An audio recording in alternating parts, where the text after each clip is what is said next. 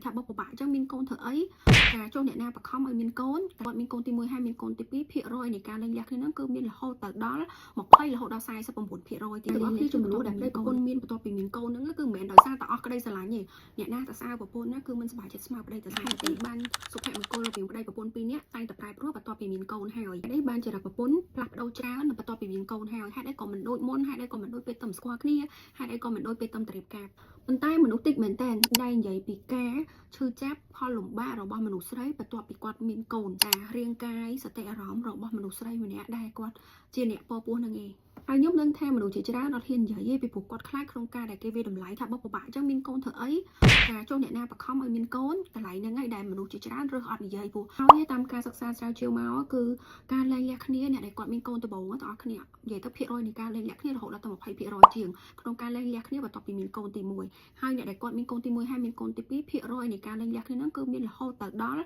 20រហូតដល់49%ទៀតផ្សេងការទាំងអស់គ្នាចំនួនដែលប្រពន្ធមានបន្ទាប់ពីមានកូនហ្នឹងគឺមិនមែនដោយសារតែអស់ក្តីស្រឡាញ់ទេមិនមែនប្តីនឹងឈប់ស្រឡាញ់ប្រពន្ធឈប់ស្រឡាញ់ប្តីប៉ុន្តែដោយសារតែការនឿយហត់ទាំងប្តីទាំងប្រពន្ធហើយវាខ្វះនៅការដែលយើងយល់ពីគ្នាយើងដឹងហើយនៅពេលដែលមានកូនយើងមនុស្សស្រីក៏យើងហត់ប្តីយើងក៏គាត់ហត់ដែរចំពោះប្តីដែលគាត់ជួយមើលប្រពន្ធអញ្ចឹងណាតែក៏មានប្រុសខ្លះហ្នឹងក៏អត់ជួយមើលដែរចាក៏អត់សូវខ្វល់ខ្វាយជាមួយប្រពន្ធកូនដែរហ្នឹងគឺហត់តែពិបាកសម្រាប់មនុស្សស្រីដែលគាត់ជួបប្តីប្រភេទហ្នឹងគឺមិនមែនតែចំពោះស្ត្រីសម័យនេះទៀតគឺជាគេហៅថាស្ត្រីសម័យថ្មីបងប្អូនទាំងគ្នាអញ្ចឹងស្ត្រីភាគច្រើនគឺគាត់ធ្លាប់មានការងារធ្វើគាត់ធ្លាប់មានរបររស៊ីការងារគាត់មានចំណូលប្រាក់ខែផ្ទាល់ខ្លួនអីអញ្ចឹងទៅចំណូលប្រចាំថ្ងៃដល់ពេលគាត់មានតំណនចាគាត់ចាកូនខ្ចីគឺគាត់អាចទៅធ្វើការអស់នឹងបានទេហើយយើងដឹងស្រាប់ហើយមនុស្សត្រូវការចំណូលអញ្ចឹងគឺវាពិតជា stress មែនតើនិយាយពីអារម្មណ៍មនុស្ស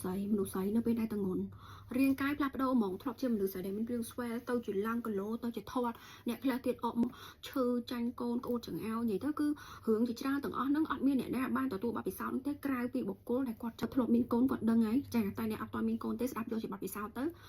ៅពេលដែលកូនកើតភ្លាមទាំងអស់គ្នានៅបារម្ភថែមើលថែសុខភាពកូននឹងទៀតពេលប្របើដោះកូនខ្លាចប្របើទៅខ្លាចសកត់កូនខ្លាចកូនបើទៅឆ្លក់ទឹកដោះសពគ្រប់តែម្ដងគេអត់ឆ្អែតទេកូនក្មេងទូចគឺ2ម៉ោងជុះចា2ម៉ោងបើម្ដងជុះម្ដងគឺថាអត់បានសម្រាកទេធ្វើតែមនុស្សជាច្រើនខាងនៅពេលដែលកូនគេណាយើងជាម្ដាយនឹងឆាប់ឆ្លៀតគេមនុស្សចាស់មិនមែនដូចកូនក្មេងគាត់ថាបិទភ្នែកលក់អីអ្នកទាំងអស់គ្នាអញ្ចឹងអារម្មណ៍ដែលនឿយហត់ train នេះហ្នឹងគឺពិបាកមែនតើហើយហត់តែពិបាកមែនតើហ្នឹងគឺនៅពេលដែលមនុស្សស្រ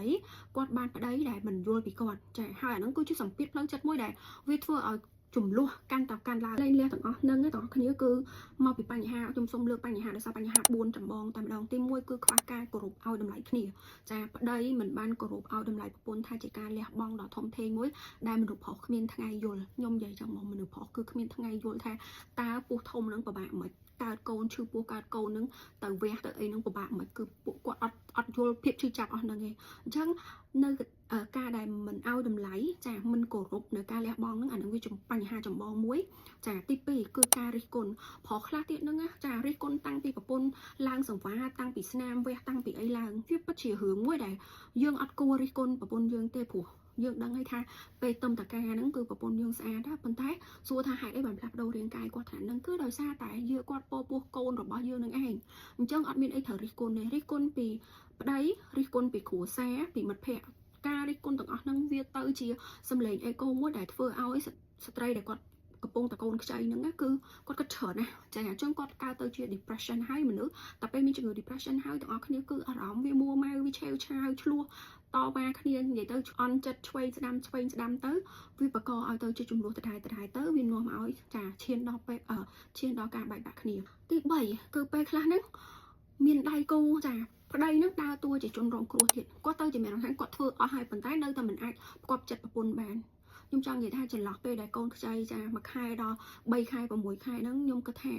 ាសម្រាប់ខ្ញុំហ្មងប្តីចាញ់ប្រពន្ធទៅចាព្រោះជួនកាលប្រពន្ធដែលធ្លាប់តែស្រួលទៅជាប្រពន្ធដែលងក់ងច្រើនមិនមែនគាត់ចង់ទេបងប្អូនគ្នាចាបងប្រុសមិនមែនគាត់ចង់ទេព្រោះគាត់នឿយហត់គាត់គិតច្រើនគាត់ស្មុគស្មាញគាត់ចង់សម្រាកគាត់មិនបានសម្រាកគាត់ទៅមើលខ្លួនឯងនៅក្នុងកញ្ចក់គាត់លែងទៅជាខ្លួនគាត់ទៀតហើយអញ្ចឹងអារម្មណ៍ដែលមួម៉ៅនោះគឺវានៅពេញហ្នឹងហ្មងអញ្ចឹងអ្នកណាដែលអាចធ្វើអារម្មណ៍ហ្នឹងឲ្យគាត់មានអារម្មណ៍ល្អឡើងវិញគឺបងប្អូននឹងឯងដែលជាប្តីនឹងឯងមានតែយើងជាប្តីនឹងទេដែលអាចលើកទឹកចិត្តប្រពន្ធយើងបានអ្នកណាតសារប្រពន្ធណាគឺមិនសប្បាយចិត្តស្មើប្តីតសារទេ ហើយចំណុចទី4ដែលសំខាន់ជាងគេហ្នឹងគឺដល់វគ្គ silent treatment គឺមានន័យថាទាំងខាងប្រុសទាំងខាងស្រីអន់ចិត្តមួយគ្នាលែងនិយាយហ្មងចាតែដល់កម្រិតហ្នឹងហើយទាំងអស់គ្នាគឺវាបង្កបញ្ហាមានន័យថាទំនាក់ទំនងហ្នឹងលែងមានអ្នកណាចង់ fix ហើយមានអ្នកណាចង់ជួសជុលទំនាក់ទំនងហ្នឹងឡើងវិញទៅតាមដំណើរទៅហ្មងទៅហើយអ្នកស្ត្រីដែលគាត់កូនខ្ចីគាត់មានទម្ងន់គាត់មានត្រូវការអីគាត់ចង់បានតែការ support ចាការគ្រប់គ្រងការយល់ការជាពិសេសហ្មងគឺប្តីនិយាយម្ដងទៀតគឺយល់ពីការជឿចាប់ការលះបង់ដែលគាត់បានផ្ដល់ឲ្យគ្រួសារមួយហ្នឹងអរគុណច្រើនជួបគ្នាវីដេអូក្រោយ